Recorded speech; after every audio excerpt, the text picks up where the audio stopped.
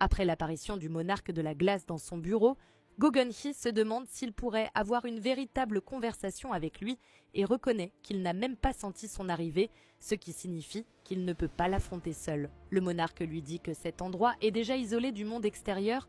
Go Gun-hee se demande s'il est en train de rêver. Cependant, lorsqu'il est soudainement touché à l'épaule par une attaque, il voit la glace se propager. Le monarque lui fait remarquer que si c'était un rêve, il ne ressentirait pas la glace, ce qui pousse Go à conclure que ce n'est pas un rêve. Redemandant qui il est, le monarque répond qu'il espérait être reconnu sans avoir à se présenter, mais qu'après tout, Gun-hee n'est qu'un simple humain.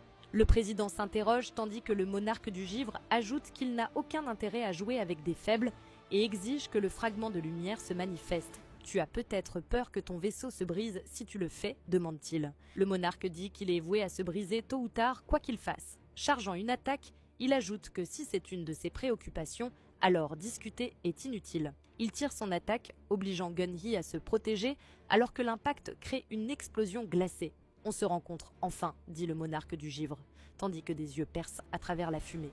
Il lance une nouvelle attaque qui fonce vers le mur de fumée, mais alors qu'elle approche, Gun-hee la repousse d'un revers de main, la déviant sans effort et brisant une fenêtre. Le fragment de lumière le plus brillant applaudit le monarque pour avoir isolé son bureau dans une faille dimensionnelle. Le monarque révèle qu'il le cherchait depuis longtemps, moi qui pensais que tu luttais pour utiliser ton vrai pouvoir alors que tu étais en réalité piégé dans un vaisseau cassé. Il ajoute qu'ils ont déjà trouvé l'emplacement des 7 fragments et en ont détruit 2. Le monarque précise qu'il voulait voir l'embarras sur son visage orgueilleux avant de le tuer, et maintenant qu'il l'a vu, il peut le détruire sans regret.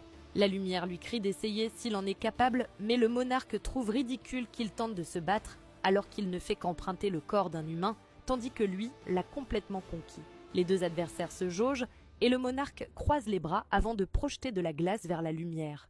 Cependant, cette dernière recule la tête et la fracasse contre la glace avant de foncer sur le monarque, le poing en avant. Le monarque esquive et projette une attaque glaciale depuis sa poitrine, mais la lumière, impassible, l'évite et riposte d'un crochet gauche. Toutefois, le grand-père bleu lève la main et gèle son bras.